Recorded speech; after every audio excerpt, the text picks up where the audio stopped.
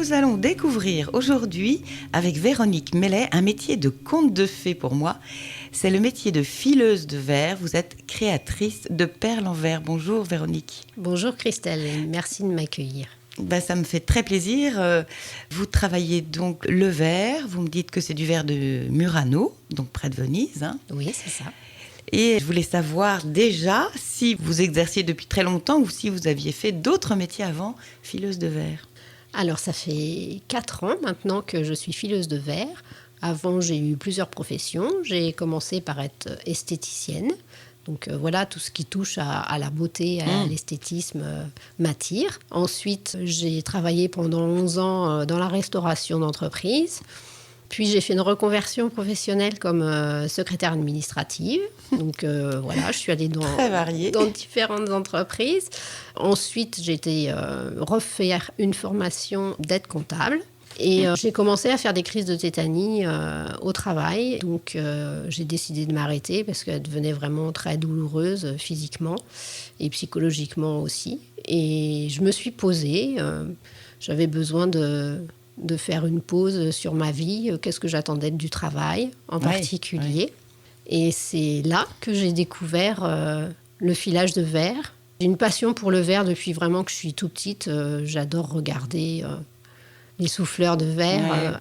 Et donc, soufflage de verre, j'avais une 40aine d'années. J'étais pas forcément motivée pour refaire une formation très longue. Et j'ai regardé comment on pouvait travailler le verre en dehors du soufflage. Et là, j'ai découvert une fileuse de verre et ça m'a passionnée. J'ai fait une formation et puis je me suis lancée. Donc, vous êtes installée à Froment-Thiers, vous avez votre atelier. Donc, vous fabriquez vos perles de verre, vous les vendez, vous montez ça en bijoux. Vous faites aussi des perles de verre pour quantité de choses, enfin. Oui, donc j'ai des supports pour les monter en bijoux. Et j'aime bien aussi proposer autre chose que du bijou. Parce que j'ai envie que les hommes aussi aient leurs petites perles. Donc, ça peut être des stylos, des coupes papier, des marque-pages. Voilà, j'essaie de trouver des supports pour que tout le monde puisse avoir sa petite perle. Ça peut être une boule à thé. Et vous faites des ateliers de formation ? Alors, moi, je ne propose pas d'atelier parce que je ne me sens pas suffisamment qualifiée. Et puis après, au niveau des assurances, non. Mais par contre, je propose qu'on vienne me voir. Oui, ça c'est intéressant. Ouais.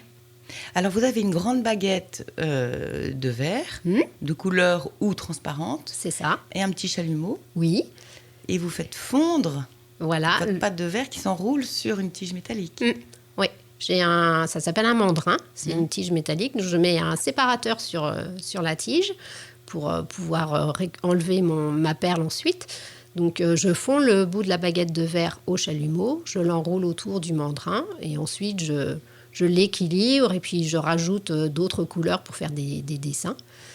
Et une fois que c'est terminé, je la mets dans un four qui est à 500 degrés. Donc, pendant toute la période de création, mon four reste à 500 degrés. Une fois que j'ai terminé toutes mes perles, je fais redescendre le four à température ambiante, donc ça dure plusieurs heures, pour rendre la perle résistante.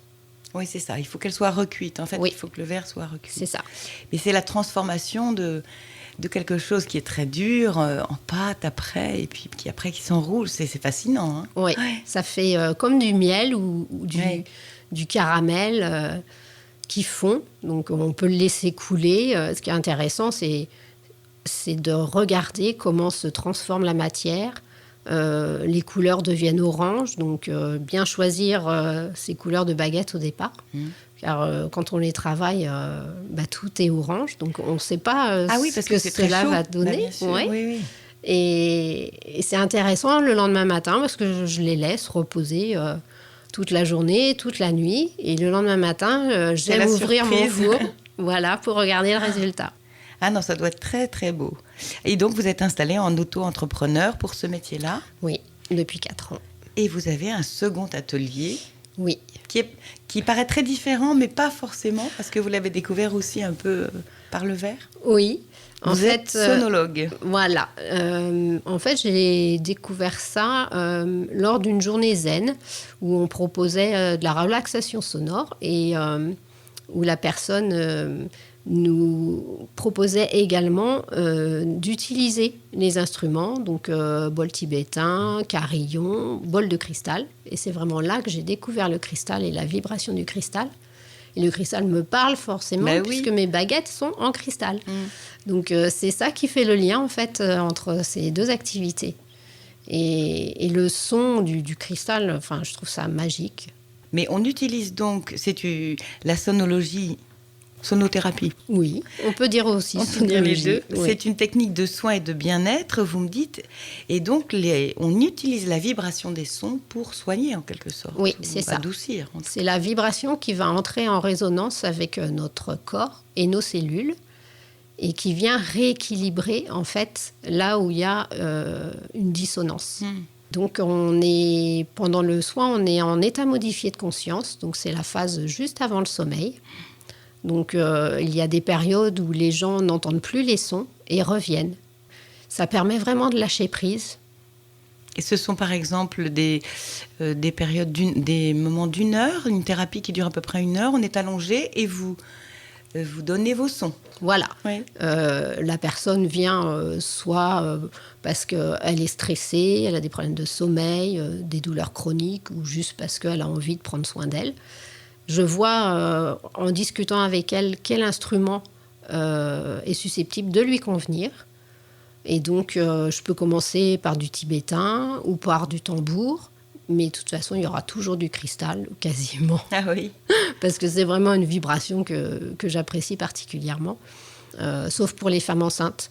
Les femmes enceintes, c'est vraiment du tibétain. Et ça va être un son très doux. Parce que, faut pas venir perturber le bébé. Oui. Mais c'est très intéressant pour les femmes enceintes aussi. Donc, c'est vraiment tout public. C'est se laisser porter, en fait, par les sons et voir ce que ça vient faire en vous. En fait, ça peut donner les mêmes fruits qu'un massage délassant ou autre. Et là, c'est par l'oreille. Oui, c'est ça. Alors, vous dites que les sons tibétains sont plus liés au corps. C'est un son très doux, très bas. C'est plus dans les graves. Les bols tibétains sont faits de 7 métaux. Et moi, je trouve, en ayant expérimenté les deux sons, que ça ramène vraiment à la matière et à nos origines. Et le cristal, c'est une matière plus récente et ça vient vraiment expanser, ça vient faire voyager, ça amène de la légèreté et de la pureté. Ah oui, ouais. Comme le verre en cristal qui est léger et pur. Oui. Voilà. Et c'est vrai qu'on reconnaît le verre en cristal quand on fait une chiquenaude et puis on sait que c'est du cristal. Et donc, vous avez votre atelier aussi à Froment-Thiers, l'un à côté de l'autre. Oui. Et vous recevez donc vos patients. Oui. Donc la boutique n'est pas ouverte tout le temps, parce que quand je suis en soins, je ferme ma boutique. Mais après, vous pouvez me téléphoner pour venir voir mes créations et même venir voir quand je crée. En général, je suis en création le matin, parce que c'est là que les idées viennent plus facilement. Par contre, je privilégie le soin et c'est pour ça que je ne mets pas d'horaire d'ouverture. Et alors, pour vous trouver, il faut... on regarde sur Internet Véronique Mellet ou alors vous avez un site? Alors, vous pouvez regarder Véronique Mellet, vous allez trouver mes sites. Alors, en fait, j'ai 2 sites Internet. J'en ai un pour le filage de verre qui s'appelle Vérocréa Verre. Et vous en avez un autre pour la sonothérapie qui s'appelle Toucher l'être. Toucher l'être. Et vous disiez aussi qu'on peut... augmenter les bienfaits d'un massage ou d'une séance de réflexologie avec du son en plus. Oui, ça m'est arrivé au cours de plusieurs événements d'être en binôme avec une réflexologue ou une masseuse. Et c'est très intéressant pour la personne qui donne le soin et pour celle qui reçoit. Ça permet d'aller vraiment beaucoup plus en profondeur. Donc déjà, la personne qui donne le soin est dans un état de relaxation, donc va aborder sa pratique différemment, plus en conscience, et ça va être plus fluide. Et celle qui reçoit, elle a double soin en fait. Oui. Double bénéfice. Voilà. Oui. Ah non, mais c'est très intéressant. Tout ce qui passe par l'oreille, en plus on est à la radio, donc on sait de quoi on parle, tout ce qui passe par l'oreille, oui, c'est vraiment... ça a des résonances étonnantes en nous. Et on le voit d'ailleurs dès qu'on est petit, avec nos oreilles, quand nos mères nous chantaient des berceuses. On commence très jeune à travailler l'oreille, à utiliser l'oreille. Ça vient vraiment apaiser, en fait, le son. J'interviens maintenant dans les entreprises, sur demande. Donc, en général, c'est le midi, sur la pause de midi, 14h. Donc là, c'est 3/4 d'heure, pour ne pas les emmener trop loin dans la relaxation, puisque après, ces personnes-là vont retravailler. Et ce qui est intéressant, c'est comment elles abordent l'après-midi. Souvent, ça permet de prendre du recul par rapport au stress du travail. Et les choses sont plus fluides, il y a plus de lâcher-prise et moins de problématiques, en fait. Ouais, donc les résultats sont très bons. Oui. Ouais. Donc les entreprises en Mayenne, pour le moment, j'imagine, oui. Vous n'allez pas faire des kilomètres. Mais je ne savais pas que ça pouvait aussi se faire en entreprise. Et vous vous présentez comme sonologue, alors. C'est ça. Sonologue. Donc on peut rappeler vos 2 sites. Alors, Véro Créavert pour Créavert. les perles de verre et Toucher l'être pour la sonologie. Écoutez, merci beaucoup, Véronique. J'irai peut-être un jour faire une émission chez vous, comme ça nous aurons Avec tous les sons. Merci beaucoup et à bientôt. Merci, bonne journée. Et avant un dernier son de bol de cristal, je vous signale que vous pouvez retrouver Véronique Mellet et ses créations en perles de verre au marché de Noël de Château-Gontier les 10 et 11 décembre prochains, de Fromentieres le 17 décembre et du Bourgneuf-la-Forêt le 18 décembre.